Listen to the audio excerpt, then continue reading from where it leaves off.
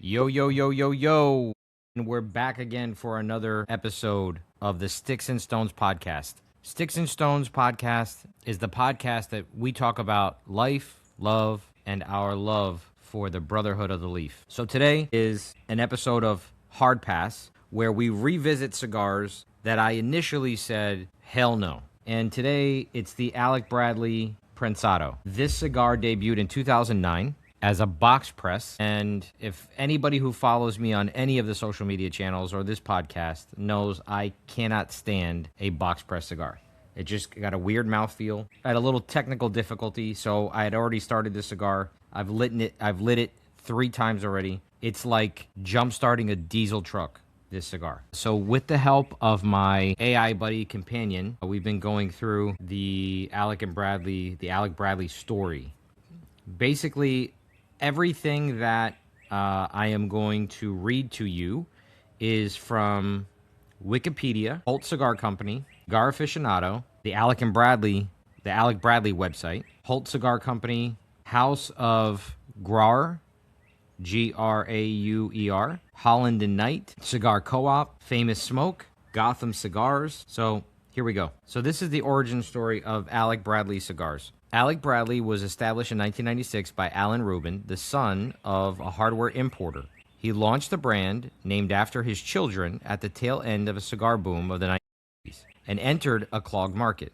The name has a great story in itself. Taking a cue from his father, Rubin named the company after his sons, Alec and Bradley. Rubin was given advice from his father that companies starting or beginning with the letter A stood out in the alphabetical listing. That's back in a day when companies were listed in registers, printed registers, and like the yellow pages and white pages and stuff like that. So way back in the day, I remember those days. I actually used to do sales calls from registers like that. So the rocky early years, the first cigars were known as bogey stogies, designed to be sold through the golf pro shops for golfers to smoke on the course. Manufactured from 1997 to 1999, during the deepest years of the cigar bust, they proved an unprofitable venture. The company found its footing in 2000 when Alan met Ralph Montero. After knowing him only a few months, they decided to join forces and create their first cigar together, Occidental Reserve. Declining production numbers post-boom prompted Davidoff, Master Blender, Henke Kellner's interest in rolling a new brand for Rubin and Montero. 500 sample packs were mailed to retailers with no pricing, and roughly 300 accounts signed on. Building towards greatness, a supply of select Trojas region tobaccos from the Jalapa Valley had been reserved for the Alec Bradley Max with 2 X's blend, but was deemed too young at release. So Rubin continued aging the crops. By 2007, the tobacco had matured to perfection and was blended to create Alec Bradley Tempest, also another great cigar. It was actually a daily driver of mine for a while. A more full-bodied cigar that elevated the company with greater consumer demand. As the company flourished, Alan's sons, Alec and Bradley, joined the business full-time. Alec focused on marketing, promotions, and sales support, while Bradley contributed to marketing and social media development. After years of apprenticeship, they unveiled their own blend, Kintsugi, under the secondary line, Alec and Bradley, in 2020, December of 2020. Now, anybody who follows me knows that I love the Kintsugi. It is a great cigar. Also, all of this time, I assumed that it was Alec and Bradley the entire time. I didn't realize that it was Alec Bradley, and then it became Alec and Bradley as a sub-line. So the big exit. A deal closed March 1st of 2023, valued at $72.5 million, or 500 million Danish kroner. Acquired by Scandinavian Tobacco Group, STG, one of the largest cigar manufacturers in the world. The sale included substantially all assets and associated brands, including Prensado, Kintsugi, Alec Bradley Double Broadleaf, another great cigar, Fine and Rare, amazing cigar, and Black Market. The company at the time of sale was generating roughly 10 million cigars per year. Alan Rubin stayed on as advisor, reporting directly to STG's president of North America. Alec and Bradley Rubin also joined STG handmade cigar team going forward. The Alec Bradley brand was folded into STG's Forged Cigar Company following the 90-day transition period. So now it brings me to the Prensado. Alec and Bradley Prensado, Ruben's best-known and best-selling cigar, debuted in 2009, a 96 rated by Cigar Aficionado, which is probably one of the highest cigars ever rated. Blend of rich Honduran and Nicaraguan tobaccos nestled beneath an oily Honduran Corojo wrapper. The name itself tells you what the cigar is. Prensado in Spanish is Spanish for pressing, indicative of the cigar's box press shape, which I can't stand. It's just got a weird mouthfeel. So here's the blend breakdown. The wrapper is Honduran Trojes or Trojas Corojo 2006. Binder is Nicaraguan from the Jalapa Valley. Filler Honduras and Nicaraguan. The Corojo leaf was grown in late 2006, then delicately fermented and aged through mid-2008. The result being strength with potent smoke.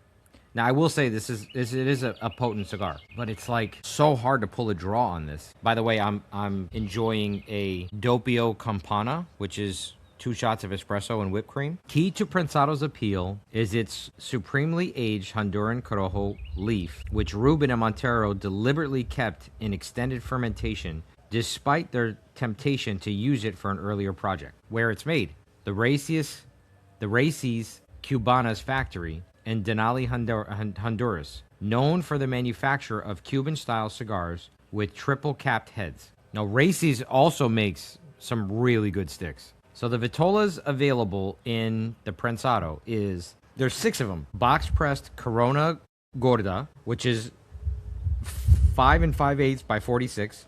Busto, 5 by 50. Churchill, 7 by 48. Antoro, 6 by 54. Pito, 6 1/8 by 52. Double T, 6 by 62. Which I believe is what I'm smoking today. The number 1 cigar of the year moment. A lush profile of leather, cocoa, and spices earned Cigar Aficionado's number 1 cigar of the year award in 2011 for Alec Bradley Prensado Churchill with a staggering 96-point rating. No joke.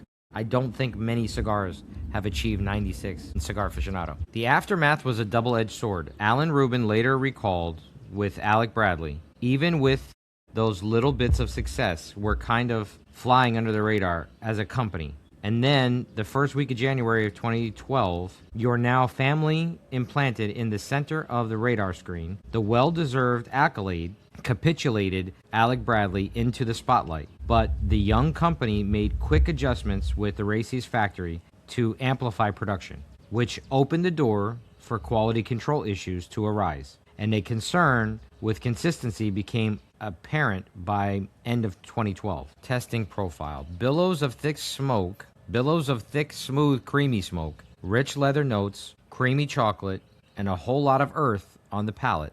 The finish is long-lasting until the next draw. See, this thing is dead again. The Corojo wrapper shows a dark walnut and espresso bean hue through which a deep reddish mahogany is filtered. Earth spice, pine needles, and fireplace notes permeate the unlit foot. Earthy and bittersweet cocoa powder dominate alongside baking spices, exotic cooking spice, and citrus show in subdued amounts, along with touches of tea and some mixed pepper, tongue-tingling action. Strength is solidly medium, full to full. So the Prensado's comeback when the entire Alec Bradley line was bought out by STG in 2023, the cigar skyrocketed back onto the charts, landing at number 8 at Cigar Aficionado, prompting renewed critical attention.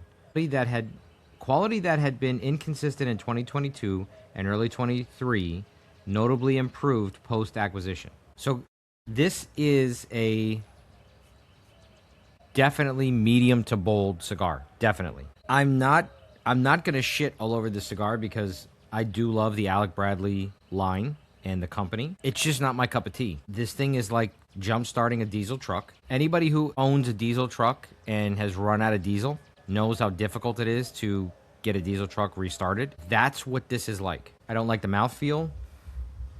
And having to puff so hard on such a bold cigar is not good. I mean, I wish that I liked this cigar. It just doesn't do it for me. It's not my cup of tea. I mean, look at the smoke output on a $15 to $20 cigar, depending on where you buy it. I mean, that's not what you should be dealing with on a cigar of that level, in my humble opinion. So this is still going to be a hard pass for me. So I've revisited it. I tried this cigar in probably 2009, 2010, maybe 2011. So right around when it first came out. And it was a hard pass for me then. And just to show that I'm not a hard ass, and just to show that I'm not a stubborn bastard, I started this series, the Hard Pass series, just to show that the world of cigars is always ever changing. And I'm not opposed to going back to revisit something, to try something that I once passed on. And so far, this is the second cigar in the series. First one was God of Fire. And I tried the God of Fire Carlito and hard passed on that. Quality control has been better on that cigar, but still, for the price, I would hard pass on it. I'd smoke it if it was given to me, but to go to a cigar shop and buy it and to smoke it, no, not gonna happen.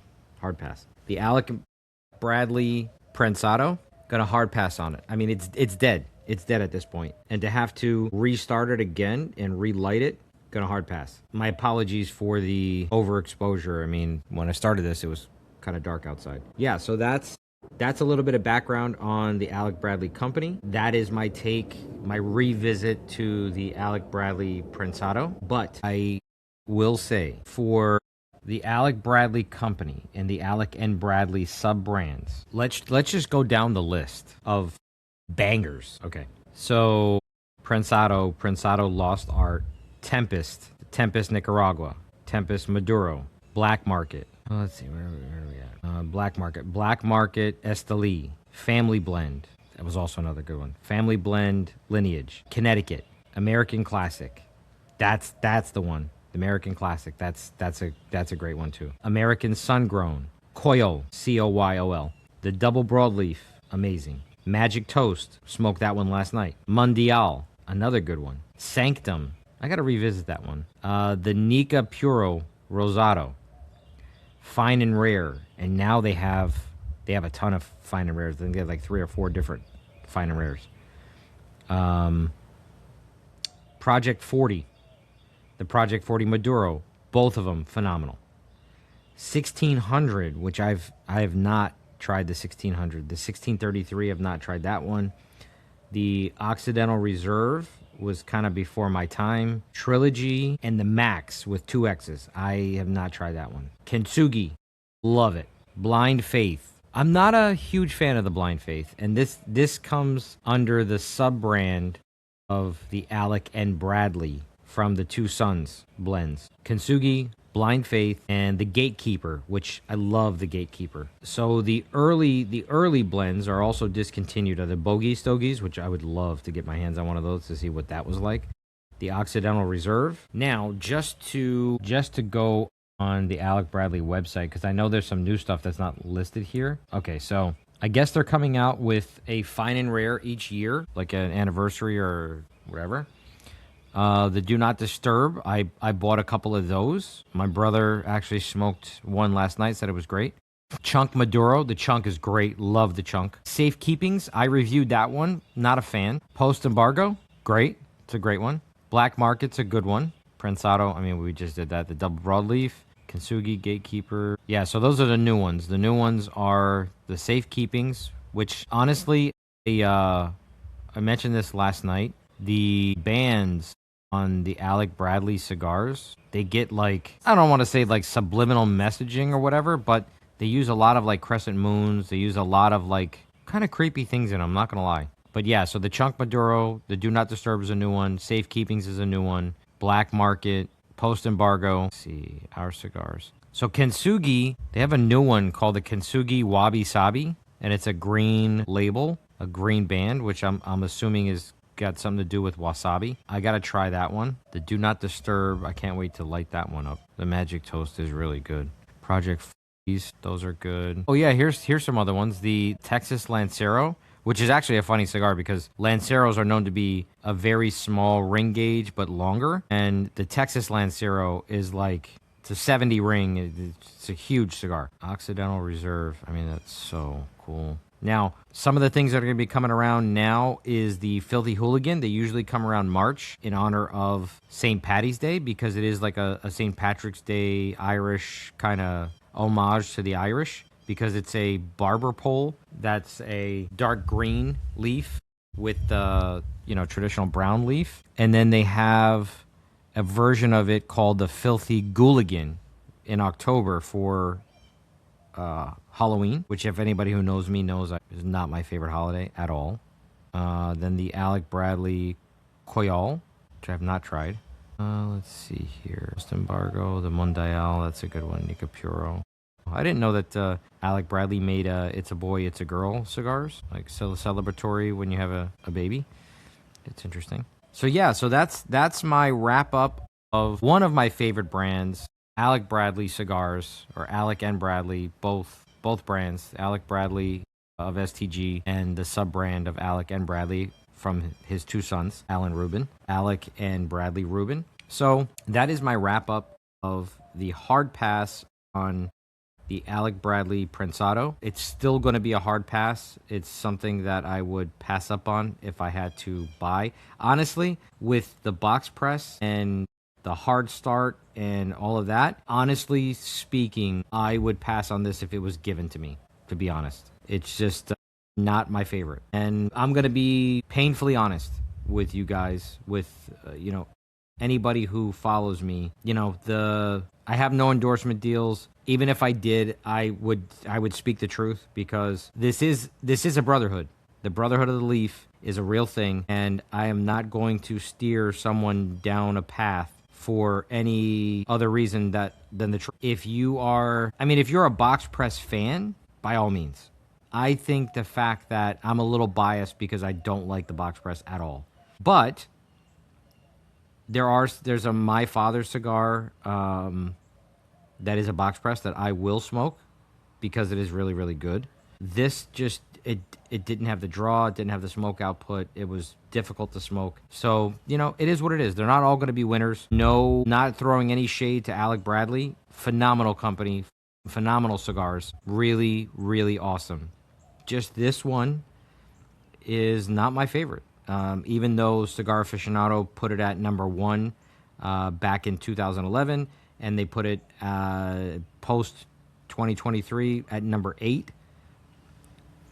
I just don't see it. So that's all I got for this episode. Wrapping up my hard pass on the Alec Bradley Prensado. I wish you all a wonderful, blessed week. Stay blessed, and above all, keep it rolling, baby.